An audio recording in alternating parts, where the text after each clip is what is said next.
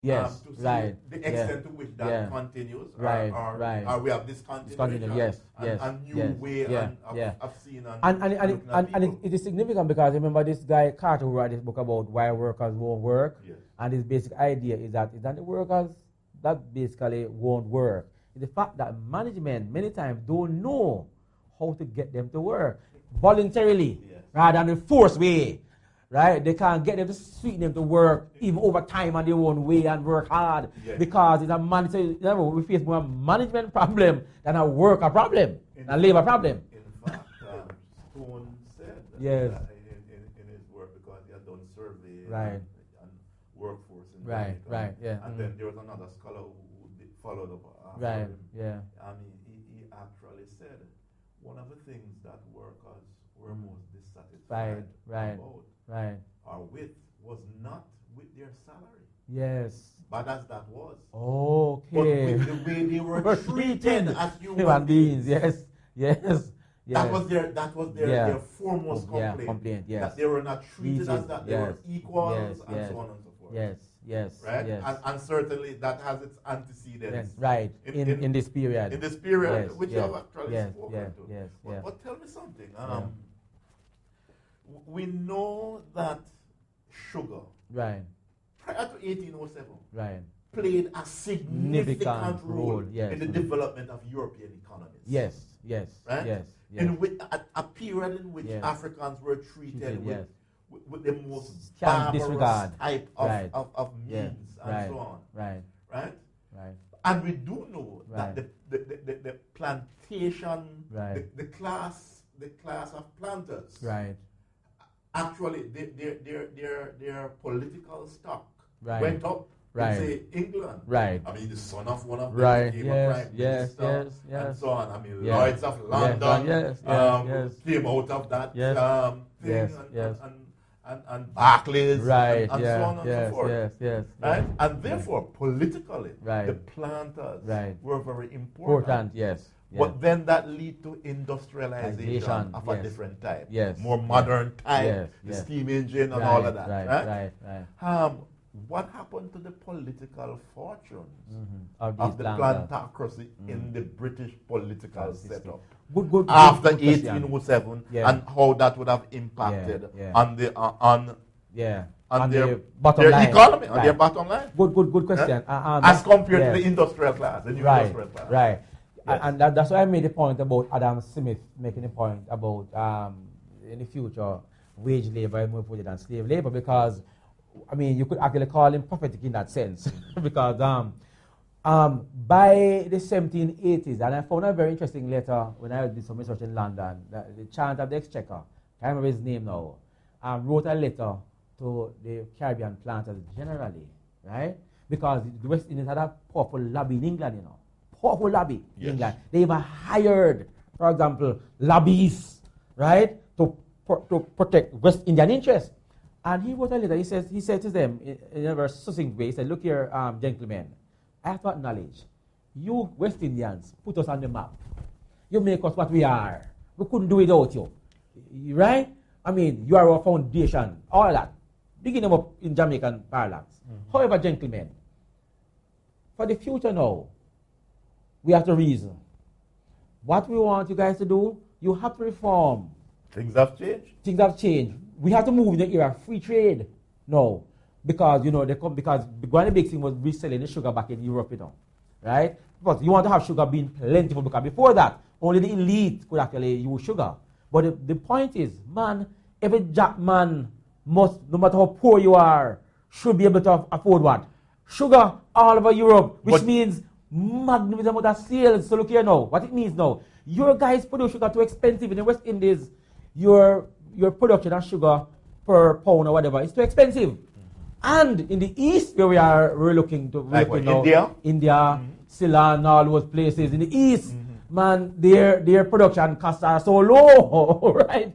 So look here now, we have to move towards the part of free trade. Were they producing the sugar in the East? Yes. Based on wage labor? No. No. Oh, sorry. Yeah. Based on wage labor. Not yes. India. Yes. And not Ceylon and yes. so on. Not slave labor. Which is now not, Sri Lanka. Right. Yes. Right. They were good. producing. Right. At wage labor. And producing it cheaper. And producing it cheaper because of number of issues. I mean, there are newer sugar factories. As a matter of fact, even in the Caribbean, for example, you call Jamaica older sugar colony. If you compare to Trinidad and Tobago, older sugar. So in other words, the guys who are newer can always more innovation plus more virgin soil in terms of like newness of the soil. So a lot of things, right. The nutrition in the soil and right, so on. and stuff like that, right. And did the people in the East introduce more modern technology? Yes, I think that yes, on the way, right, to doing more than what we had here in the Caribbean. So that's the very way how the Caribbean was set up, because remember now, a plant had high overhead expenses. In Jamaica, we produce nothing local part and people producing the market provision. Everything came from overseas. Yeah. So they imported everything. All the basic in the plantation are actually imported. Right. So they have a high import bill, right? And the sugar that should go over and the rum and all that now would pay for it, plus make them make money. So it worked in the past. Yes.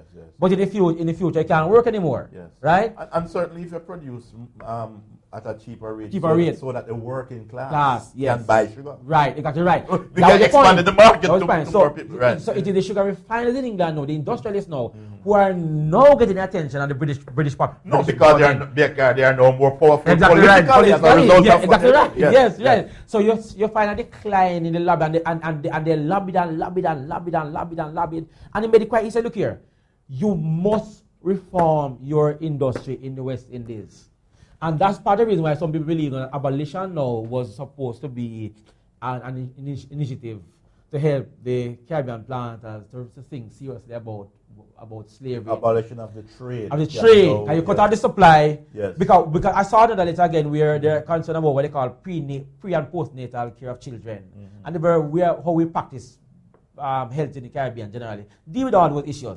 So your people can live much longer. And then over a period of time now, you probably come to the point that, look, you know what happened? Slave labor in the long run, not you understand? But isn't that what it proved? That's what it proved. That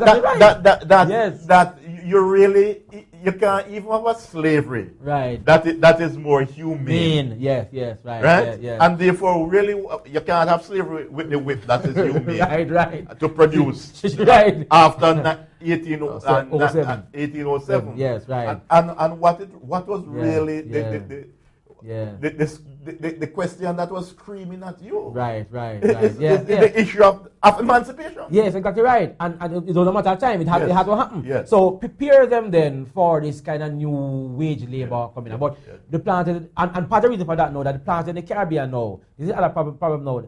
You see, the Caribbean is a most important place. I don't think people fully understand our relevance to making Europe be what it is. In this, call it the pipeline, guys already make their money, they're back in England.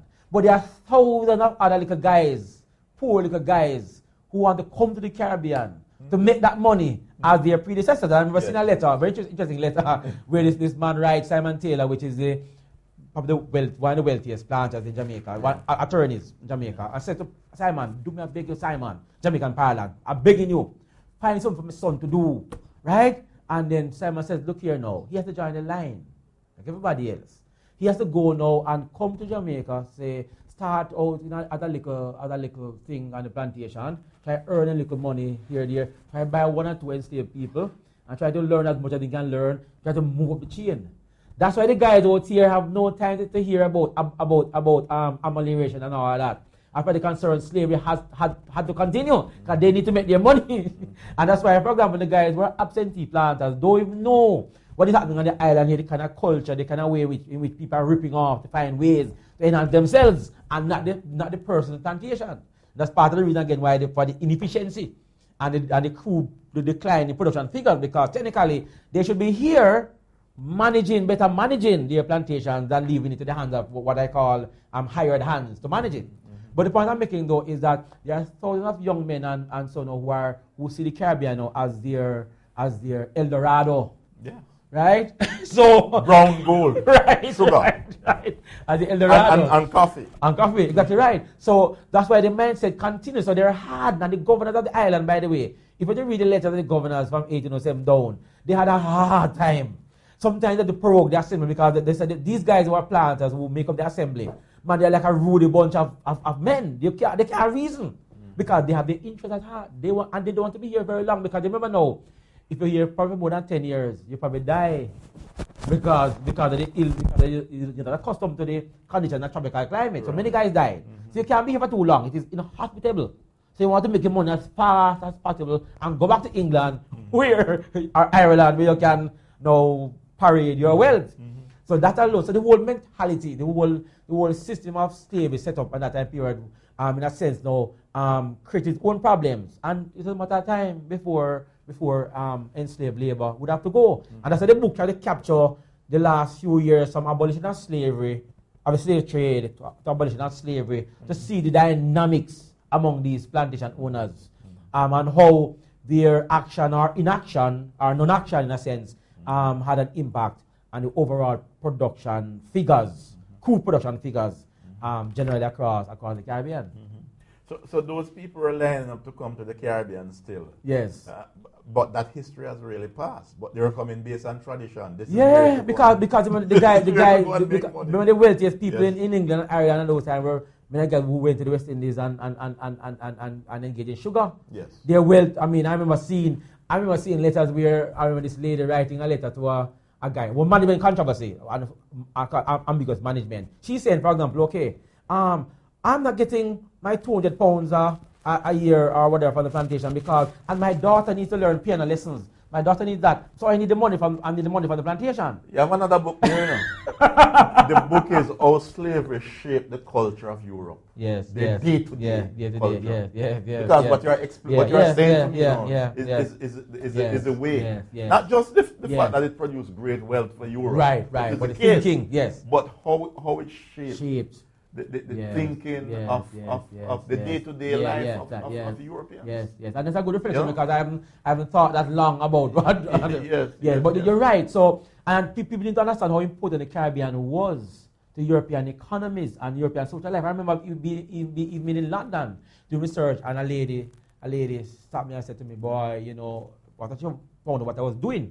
She said, "You know that where I'm from, you know, in my community, I went to school because of the slave trade, you know." And she explained that in her community, every man made what they call the hoop that tied the barrel that carried the sugar. Every man in her community, that's what they made. That's why sent her to school, give her an education. If that was the West was the clothes, all the men in my community wouldn't have a job. But not only that, the West Indies is also significantly responsible. I mean, West Africa via the West Indies. Right, West Indies, right, because they have the underdevelopment of Africa as a result of that, and the underdevelopment of Africans who came here who could not even reproduce their population in the Caribbean, right? So you have all of that happening, and therefore at the same, so not only in what that woman was describing to you, but the education system of Britain grew as a result of that practice, right? From all levels, primary to tertiary. In other words, the intellectual class of Britain developed as a result of this trade and the plantation economy. And that's why they let the Chancellor acknowledge the fact that it is because of the West Indies why we are what we are today. But to be successful, you know, we can't keep on our laurels if we look to the future. But it also begs the other question, which Hilary Bettles talk about. Reparations, yes, I mean, exactly right. It's clear. Yes, it's clear, Yes. The other thing, though, is we are talking, but Africans were human beings. Yes. They have ideas about their own lives and about justice and injustice and all of this, about freedom and so on. And they were not going to sit down and take it. 1807 or after 1807. Yes. So what role resistance to slavery, for example, and resistance come in many different forms. To make the thing unprofitable. If slavery is not profitable, it can't exist. Right. How did the attitude of Africans before 1807 and after 1807? Did we have more uprisings before or after? Or was it the same? About the same. The same. I have a part of that chart in the book that shows, for example, from 1807 down, the nature of the resistance. And what I find is that the resistance continues, but the nature change, the type of it change. For example, you see getting more serious, more people becoming more involved. So say in 1807, you had the smaller skirmishes, resistance all over the place, right? By the time you get to 1820s, more the nature of it changes, whereby you have more militant people arguing against it. Because of the harshness, continue the harshness of the planters. In a time where they should be a little bit more open and convenient or pliable, they are more harsher, which makes the enslaved people as well respond harsher. So, for example, you'll find, for example, like by the 1820s now, you have larger rebellions, the Agile Rebellion, then you go back down to the Sam Sharp one, which is the mother. So what I'm saying, you can see the nature, right? You can see, and which actually speeded up. Exactly right, exactly right. But if you straight from 1807 down, right? If you trace from 1807 down, you see, for example, now that they are still there, constant, but they are growing larger and larger and larger, involving more and more and more persons. Because more people are coming to understand the fact that, man, they're not freeing us, they're not. So the whole period also is a period again now for political agitation. And the enslaved people were aware of the debate and discussions as well.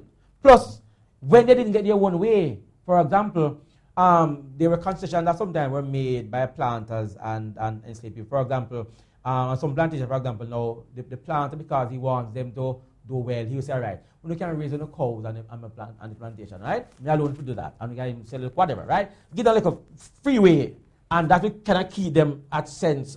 In other words, they were pushing management to change. Yes, exactly right. And what they were pushing for is not to be better slaves. No, not to be any. No, exactly right. But if you can't, but if you have to be one, then you can carve out some more freedom.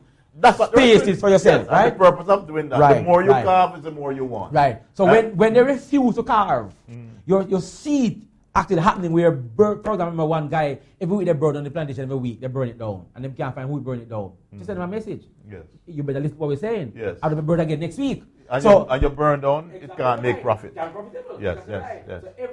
So you see the intensity of it increasing by 1838. And that's why, as Smith actually prophesied, I call it prophecy to an extent, it was a matter of time before enslaved labor had to go and make room for a newer kind of coerced labor, if you want to put it that way. But it had to go because the right. So resistance then played an important role. And as Richard Hart made the point, the slaves who abolished slavery. It was apparent as well that